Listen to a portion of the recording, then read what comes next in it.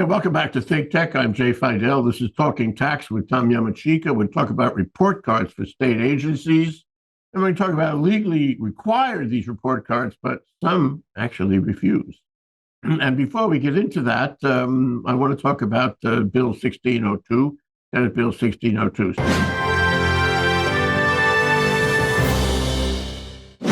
Okay, we're back with Tom Yamachika. Tom, welcome to the show. Morning, Jay. Thanks for having me on the show. I just want to slide a little piece in there about Senate Bill 1602, which came to our attention this week. It's a bill aimed at the media, trying to make them, quote, more transparent, end quote.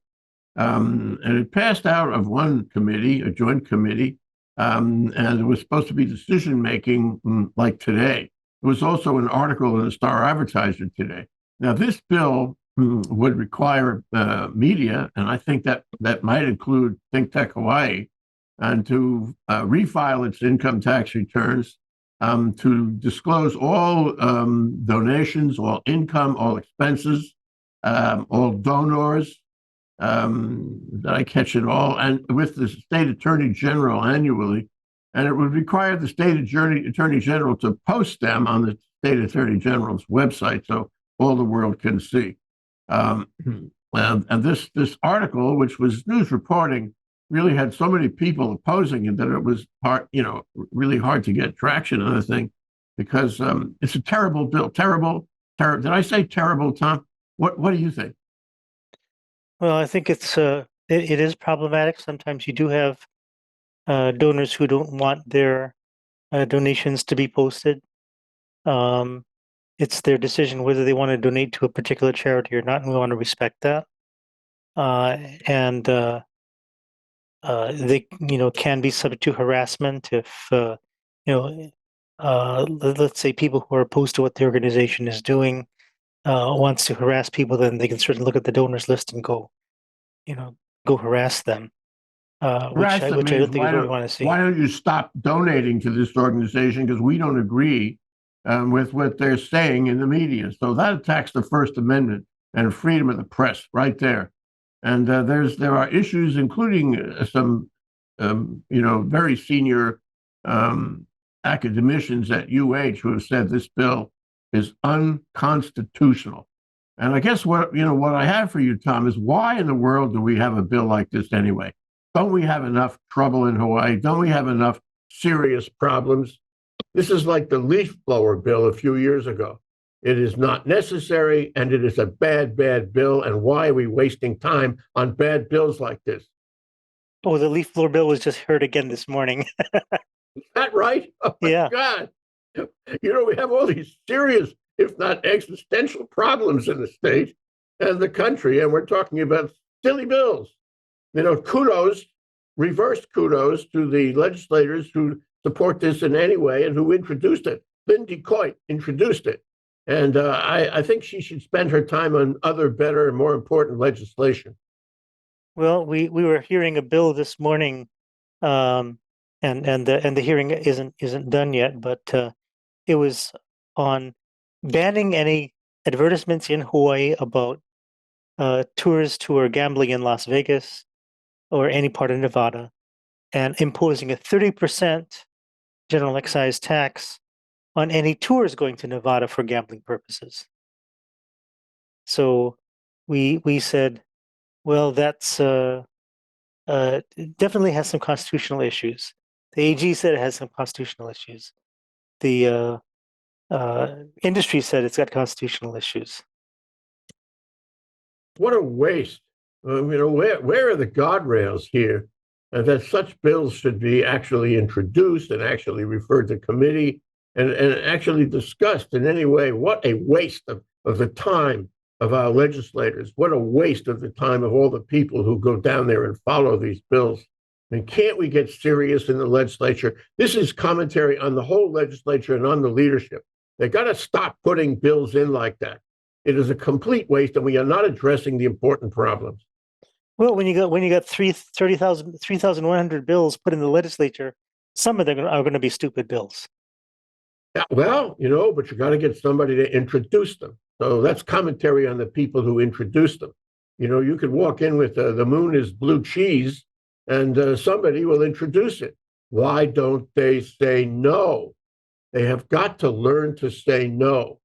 I mean, it's a corruption that they always say yes to stupid bills and waste their time and risk. No man's life, no woman's life is safe while life or fortune, I think it says, is safe while the legislature is in session. And that keeps on playing out. I hope they get serious soon.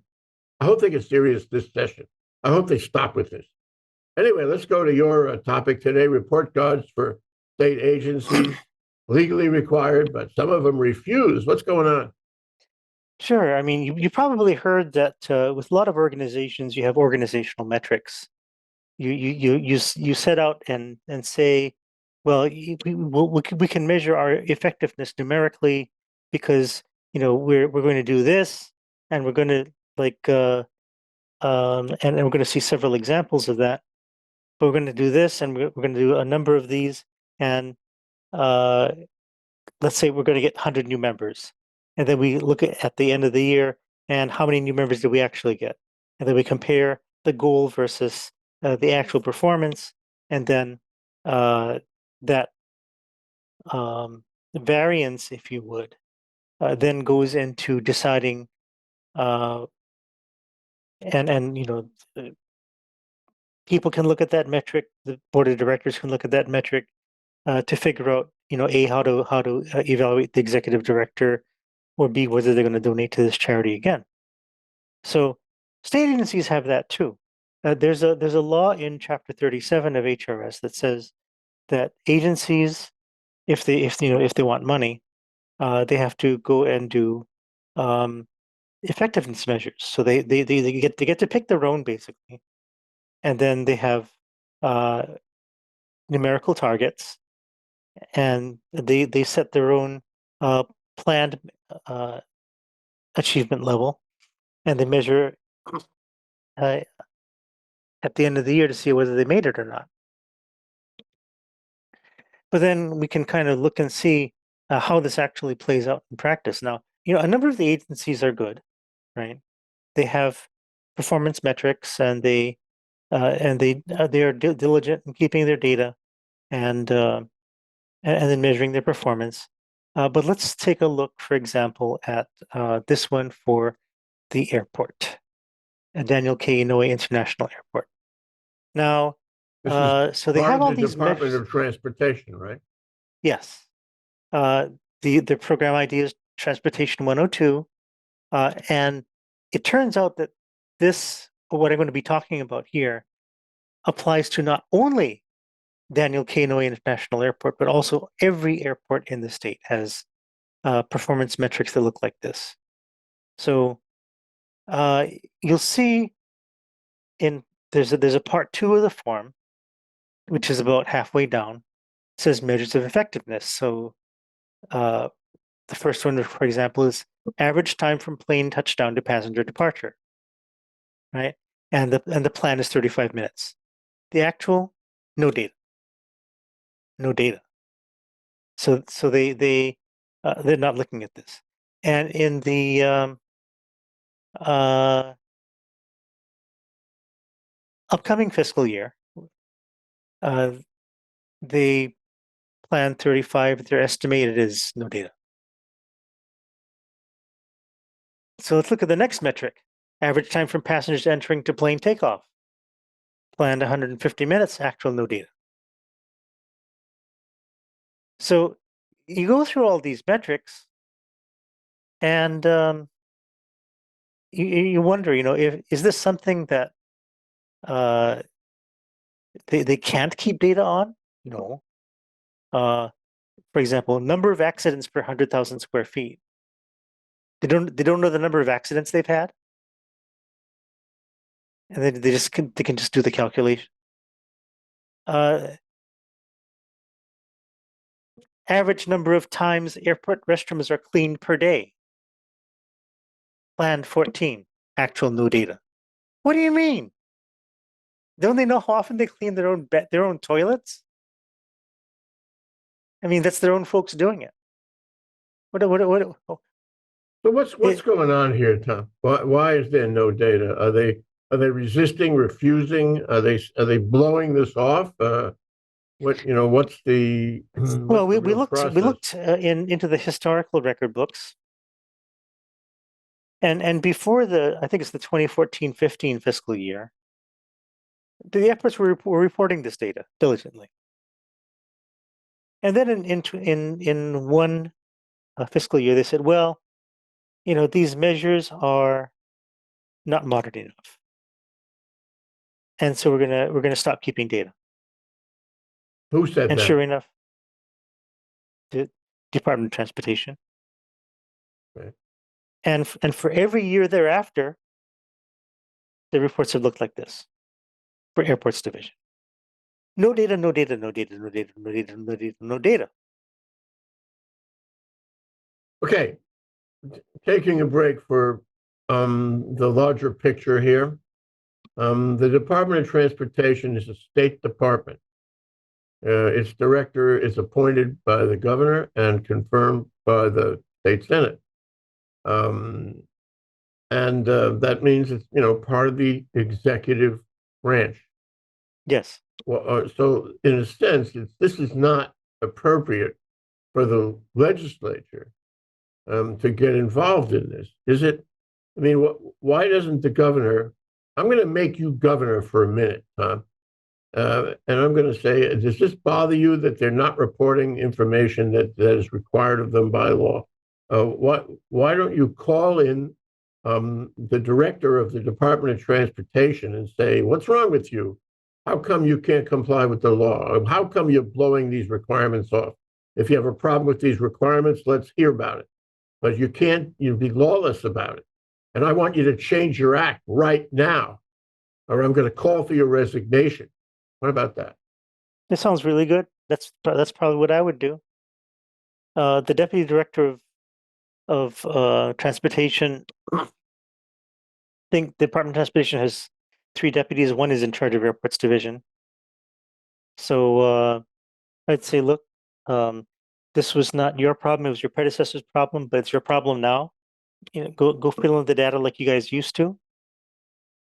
So what does this reflect? It reflects a certain, a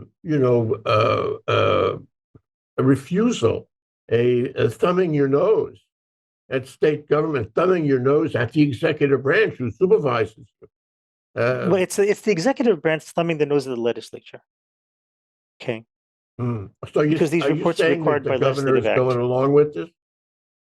Hmm? Are you saying the governor is going along with this? Governor probably doesn't know about it. Well, maybe he listens to think tank and would know about it. If he Well, knows about we it, he hope he should take does. action. If he doesn't take action, he's going along with it.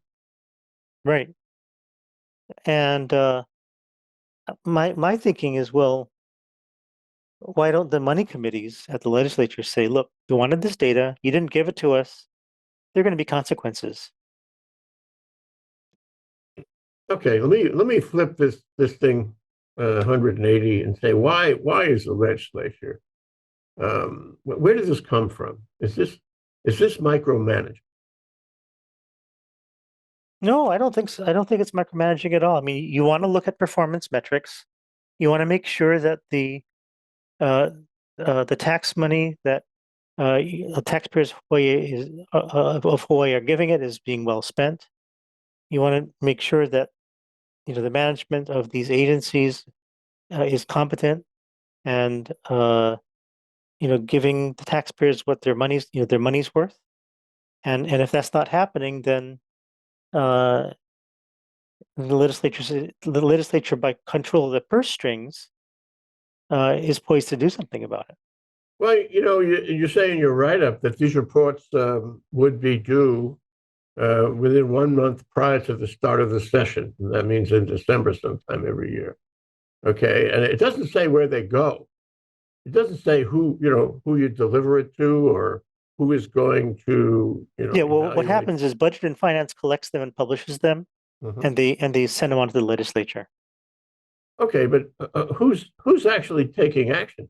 It seems to me that if budget and finances, in the decision process here, in the workflow or the transmittal flow, they should be looking at this and saying, "Hey, they don't have data about cleaning bathrooms, really?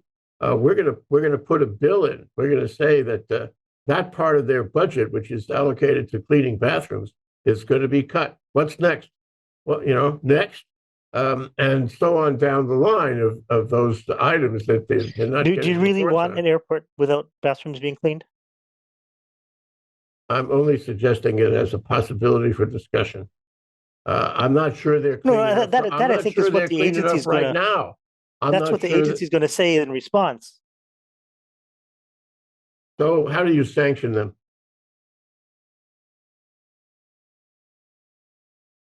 Put in a new manager. That would be my answer too. If the director can't handle this, he's got to go, or she. So this is really intolerable. On the other hand, I don't have a high level of confidence that this bill, that this process would actually correct it either. So it goes to budget and finance. They do something, not do something. What are they going to do? What kind of bill would address this? This is not a legislative issue. This is an executive issue, as you said. Yeah, well, I mean, I think there's got to be some back and forth between budget and finance and the agencies. But, You submit a report like that, and there should be some feedback. What do you mean there's no data? so what do? You call it, you make a bill, right? And you don't have hearings just for the sake of it, I think. You make a bill, you have something on the table, you call them down, the state. Well, the law's already there. The law's So already there. what's It's on that the books. conversation like? How come you don't have data? What's wrong with you? Yeah, I mean that's the conversation I think the legislators should have at the beginning of the session before the bills start coming in. They have informational briefings on the state budget. All right. So does that solve it? We don't have the time, resources to make these reports. We don't have anybody collects the data. We don't have a system. We need more money for a system and for people to collect all this data you want from us. And frankly, that's not efficient. That's a waste of money right there. You just have to trust us to clean the bathrooms. And I think the legislative committee have to say, well, look, we have a constitutional responsibility of oversight, and if you're not giving us the information that we need, uh, there's got to be consequences. Well, find somebody else who can. Now, what Yeah. about the state auditor, Tom? You and I have talked with him and about him for months and years and whatnot. Wouldn't this be part of his wheelhouse, to call for this information? And if he doesn't get this information, then to make a report with specific findings and specific recommendations to the legislature. Sure, that'd be great. Why isn't it happening? I'm not sure. I mean, the legislative auditor has a specific set of responsibilities, and maybe this should be added. But Yeah. let's kind of go and see how this plays out in other contexts as well. Let's go Mhm. to Ali'i Community Care, which is an agency under the Department of Health. Um, and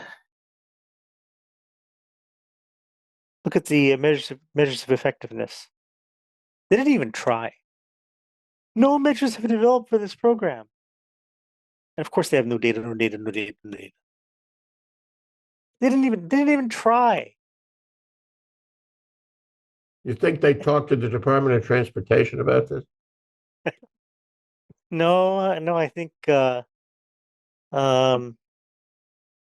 I have no idea what their excuses, but this is even more brazen than airports. At least airports made some effectiveness measures. Even though and they followed them at one time, although they're not following them now. Here they didn't, these guys didn't even start. Well, so we have more than one state agency doing this no data thing. Query, is there a bill? I mean, if you were introducing bills, good bills, in this session, that could develop a kind of sanction, a kind of guardrail, a requirement. Yeah, actually, I think Senator Dela Cruz did introduce something which is kind of how this subject matter came up again this year. There was a Civil Beat article, I think maybe 3 weeks ago, that dealt with this because there was indeed something introduced. What was it?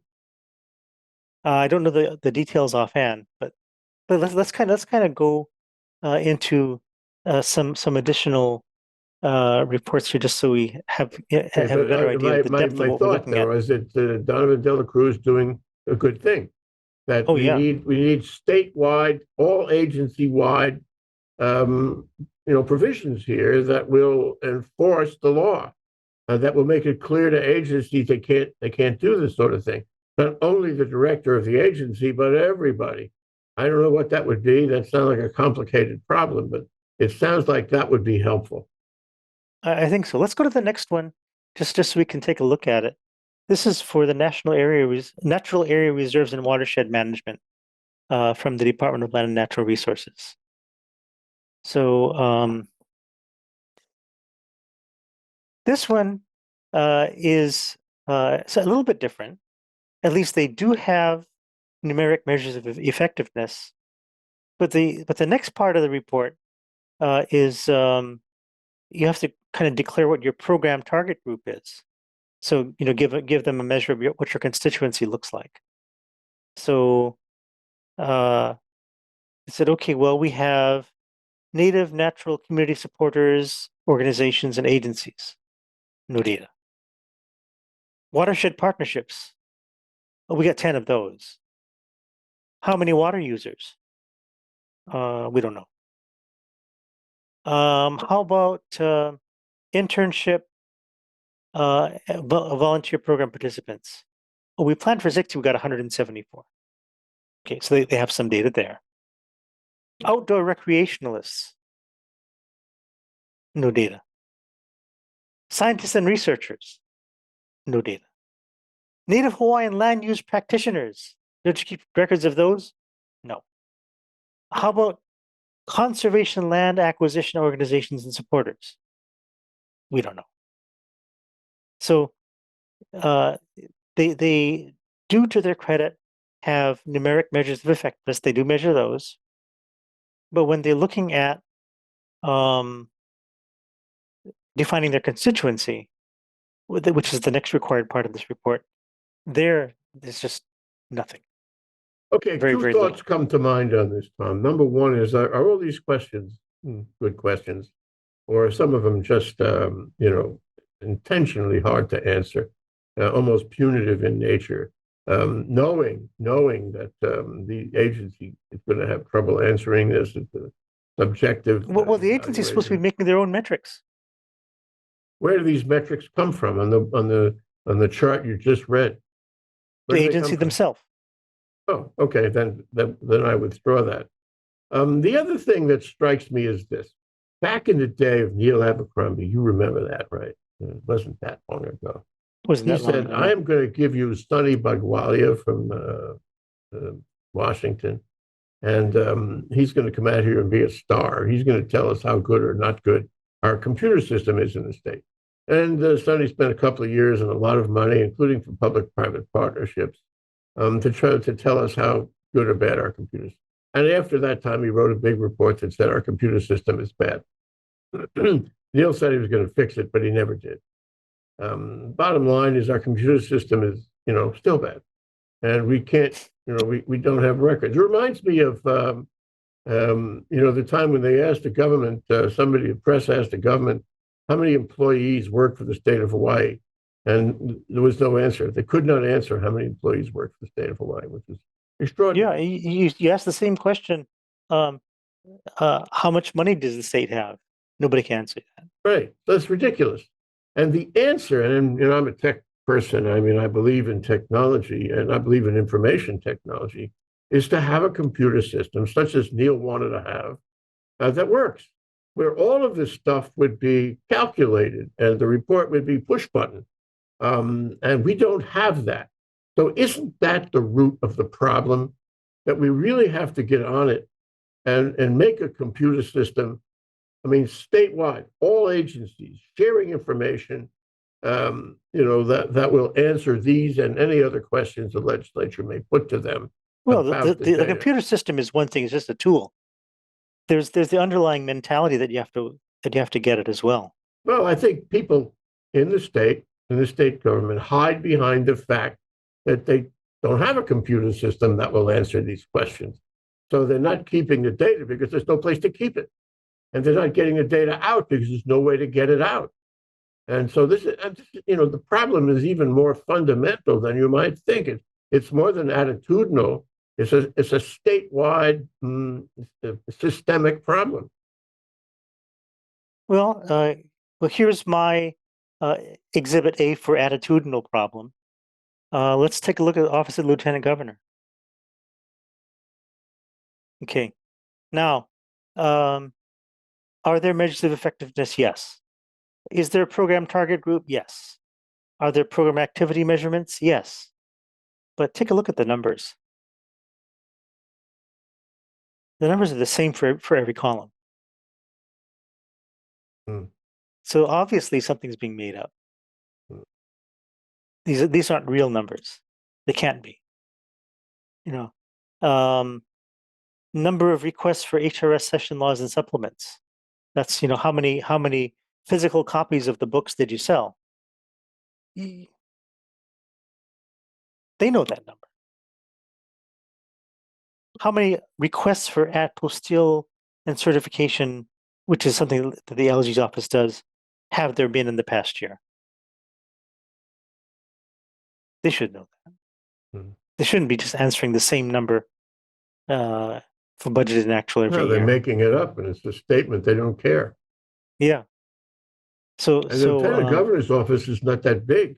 This is not like the Department of Health or the Department of Transportation with thousands of employees. Yeah, well, I mean, it's the LG's office, and certainly this report was done under the auspices of the immediate past LG, which just happens to be in the governor's office today. Yeah. So I don't know. Maybe is this symptomatic of the attitudinal problem that it kind of starts from the top? We hope not. Or from the bottom, people not caring. And saying, look, I'm doing what's comfortable for me. And if you want me to change that, you're going to really have to come down on me. I think it's on both directions, both the top and the bottom. So let me ask you, what's the solution here? Are these criteria too hard? Should they be renegotiated? Should we, ask these agencies, taking a look at it and give us with justification new criteria? Should these criteria be subject to a computer system that will really be able to answer them? And how much will that cost? And is it worth, changing the system? My answer would be yes. And finally, is it a matter of putting pressure on the governor somehow to say, look, you're the manager here. We elected you to manage. This is an essential part of management. Whether you have, management experience in your career or not, you have got to undertake to manage these agencies. They are not responding. They are not following the law. You must sit with them and you must, tell them to get on board. Or is it all of the foregoing? I think this is a multifaceted problem. And yeah, I mean, we need to, have the focus put on the agencies and the budgeting process and the back and forth that's supposed to go on between the legislature and the agencies, and that should include, well, what have you done for the people of Hawaii? Show us what you did. Give us a report of how much good you've accomplished and where it is, and don't just blinkety blank blow it off. Well, we've identified at least half a dozen things, and I just didn't include it a minute ago, the state auditor. You get a state auditor, you get the committees in the legislature, especially budget and finance and ways and means. You have the governor, you have the media. Don't forget the media. The media could look at these reports too, right? They could make comment about it as we do, as you do. So it's a whole bunch of things. And when you see a whole bunch of things involved in the solution, what that tells you is nothing's going to happen unless these things, all of them, are coordinated and prioritized. And that means you have to look to one person, one official, like the governor, who coordinate, a comprehensive solution. Am I right? Oh yeah.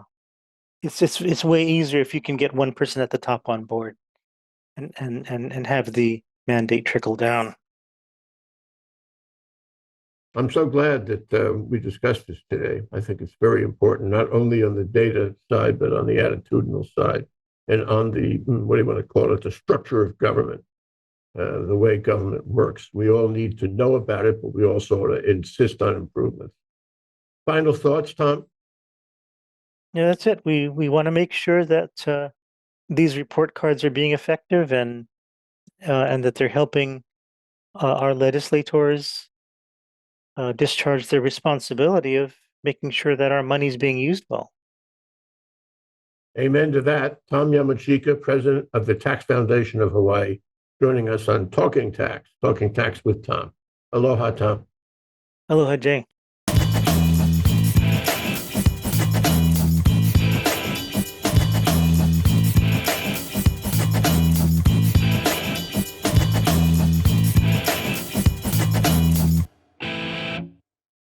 Thank you so much for watching Think Tech Hawaii.